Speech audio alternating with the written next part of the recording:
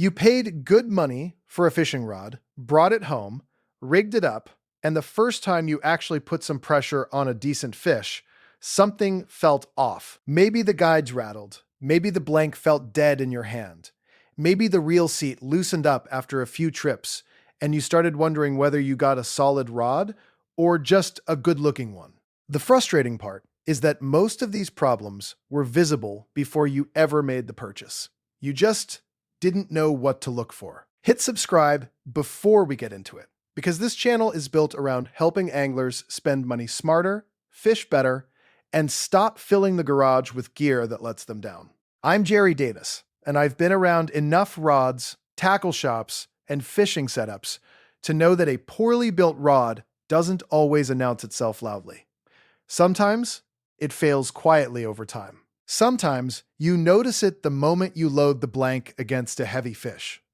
Sometimes the problem was sitting right there on the rack the whole time, and nobody mentioned it because pointing it out is bad for business. Today, we're going through 7 signs that a fishing rod is poorly built.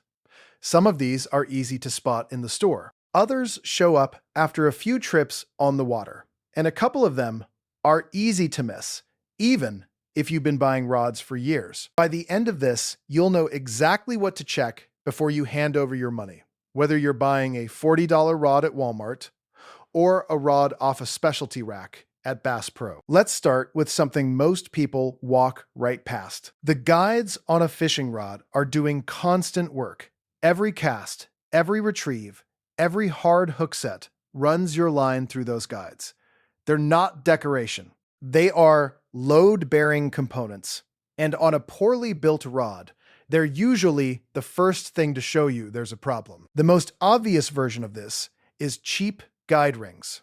On lower quality rods, you'll often find guides with ceramic inserts that look fine in the store but are brittle, prone to chipping, and rough on line. Run your fingernail lightly through each guide ring. What you're feeling for is smoothness.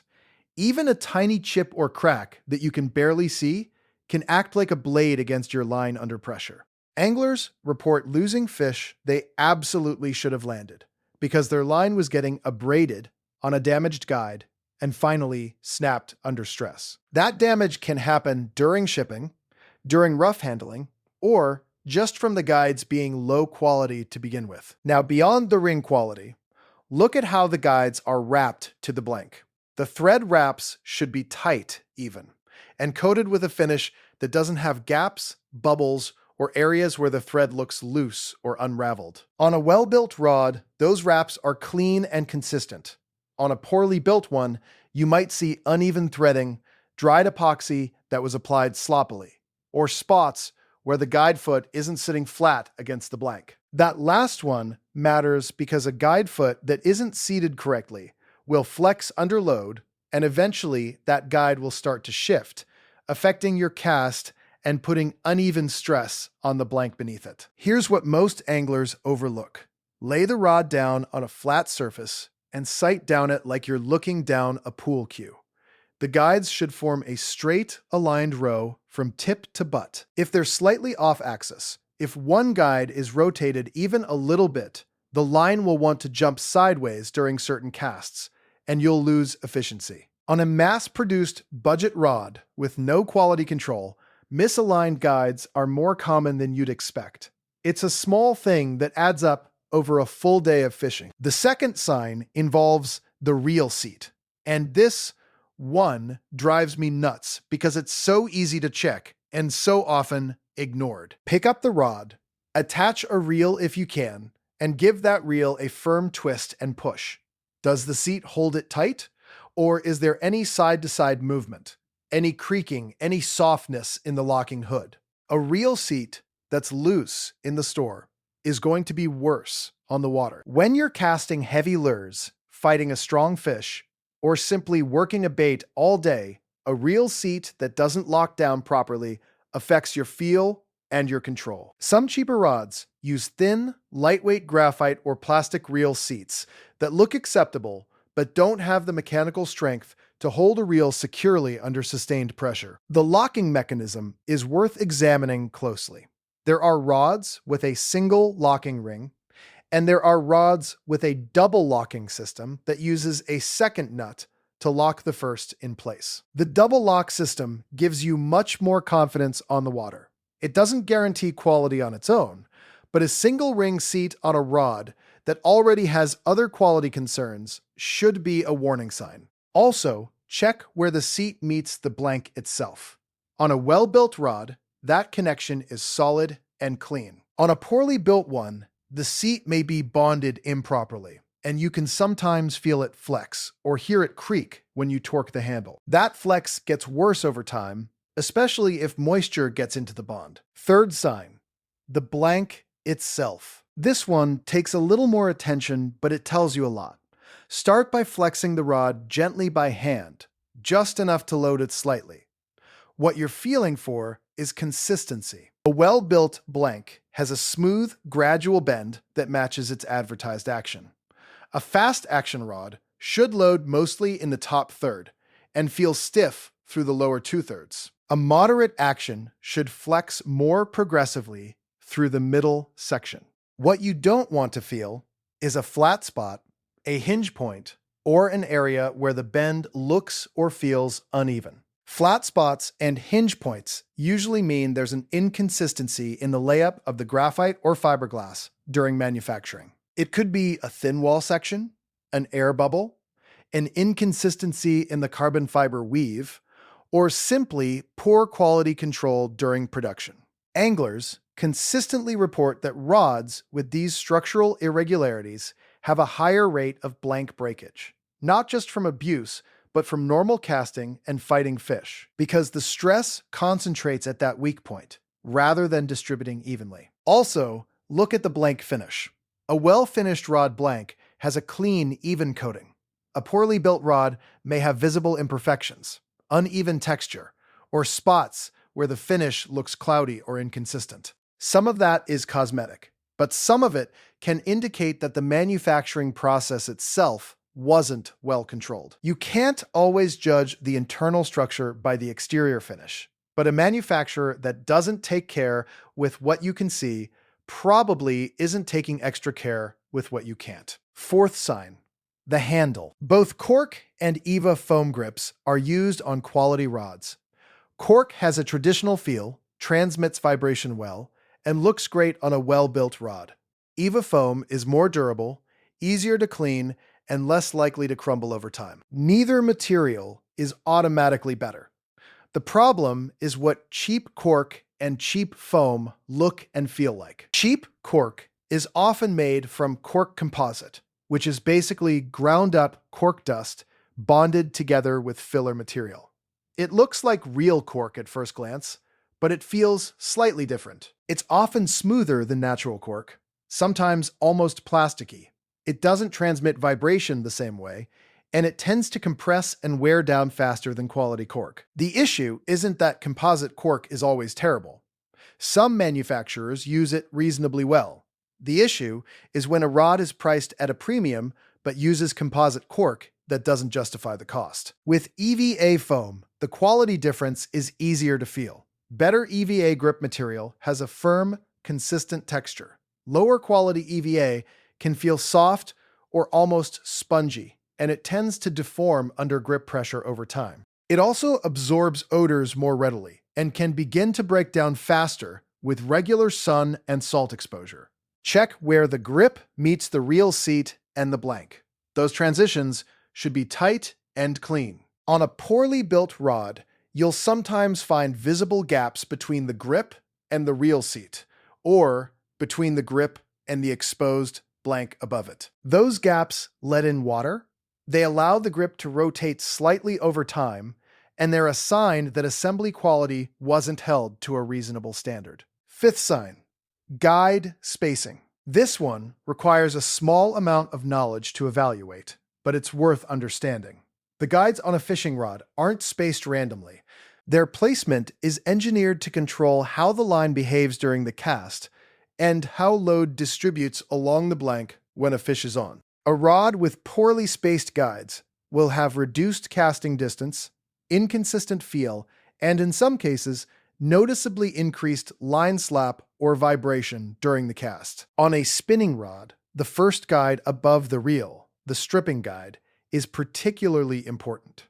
It's the widest guide on the rod, and its job is to gather the large loops of line coming off a spinning reel spool. If it's placed too far up the blank or is too small for the reel being used, the line tangles more easily, the cast is less efficient, and you'll notice it in your casting distance and accuracy. On a poorly built budget rod, that guide is sometimes undersized for the rod's intended purpose, which creates problems from the first cast. Further up the rod, if guides are spaced too far apart, the line can bow away from the blank under load, creating a deflection that reduces sensitivity and increases stress on the blank at the contact points. If you're evaluating a rod and the guide spacing looks irregular or inconsistent compared to other rods in the same power class, that's worth paying attention to. The good news is that guide spacing is something you can compare in the store.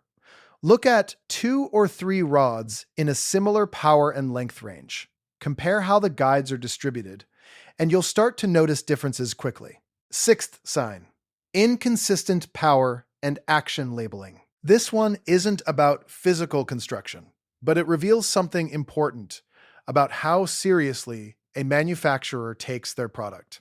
Power ratings on fishing rods are supposed to indicate how much force the rod handles before it bends significantly. Action describes where along the blank that bending occurs. Medium-heavy power with a fast action has a specific meaning for a serious angler. It drives hook sets differently, handles different lure weights, and pairs better with certain reel and line combinations. The problem is that on many budget rods, these labels are applied generously and inconsistently. A rod labeled medium heavy may flex like a medium.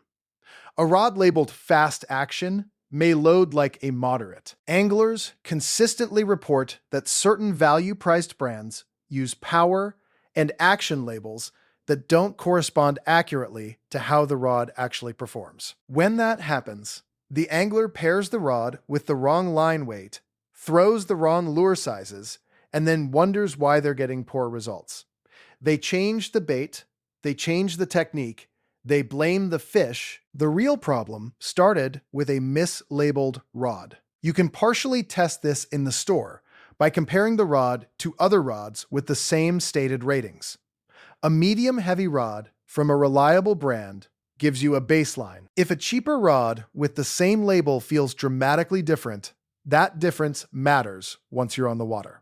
Don't get me wrong, there's some variation between brands in how they define their ratings. But when the difference is dramatic, it's usually a sign that labeling wasn't carefully considered. Seventh sign: the tip section. The tip of a fishing rod takes more stress per square inch than any other part of the blank.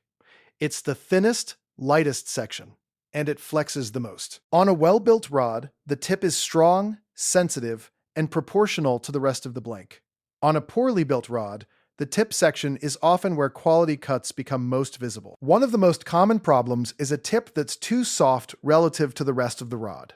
You load the blank, the lower 2/3 feel appropriately stiff, and then the tip buckles under even moderate weight. This creates a dead-feeling rod, where you lose the crispness needed for good hook sets, and the sensitivity needed to feel strikes. It can also affect lure action, because the rod tip is doing some of the work of imparting movement to certain baits, and a tip that's too soft or too stiff for the technique ruins that presentation. Also, check the tip top, which is the guide at the very end of the rod. It should be seated firmly and centered. A tip top that wobbles, sits off-center, or shows any signs of improper bonding is a minor problem that becomes a significant one when line runs through it under load. On cheap rods, the tip top is sometimes glued on with minimal epoxy, and it can pull free when a fish makes a hard run or when the rod is stressed during a cast. Think about the last fishing rod you bought. Did you check the guides for chips or misalignment? Did you twist the reel seat to see if it held firm? Did you sight down the blank to look at guide alignment, or did you mostly check the price, look at the brand name, and make a decision based on how the rod felt to wave around in the store aisle. Be honest, because most of us have done exactly that. I understand why. Rod displays aren't always set up for careful evaluation. The store is busy. The rod looks good sitting there. The label says the right things. But spending 2 minutes actually inspecting the rod before you buy it is one of the most practical things you can do to protect that purchase. Now, none of this means expensive rods are automatically better built. There are budget rods in the $30 to $60 range that pass every one of these checks with decent results. And there are mid-priced rods in the $100 to $150 range that have sloppy guide wraps, soft tips, and reel seats that don't inspire confidence. Price matters, but what matters more is understanding what you're actually evaluating. The available information from anglers who spend real time on the water suggests that the most reliable indicators of a well-built rod are things you can verify yourself before purchase: guide condition and alignment, reel seat stability, blank consistency, handle construction, guide spacing, honest power and action ratings, and tip integrity. Those 7 areas tell you more about a rod's real value than the brand logo or the marketing language on the packaging. A rod that fails these checks isn't automatically unusable. An occasional weekend angler fishing compounds for panfish may never stress a cheap rod to the point of failure. But if you're fishing regularly, targeting bigger species, throwing heavier lures, or working saltwater, every one of these construction details starts to matter. The rod doesn't have to fail completely to cost you fish. It just has to perform slightly worse than it should, and over a season, that adds up. Let me know in the comments which of these you've actually noticed on rods you've owned. I know some of you are going to recognize that wobbly reel seat or that guide ring you thought was fine until it wasn't. Tell me what happened and what rod it was on, because that kind of real-world information helps everyone fishing with similar setups. Good fishing gear doesn't need to be the most expensive option on the shelf. It needs to be built to a standard that holds up to the way you actually fish.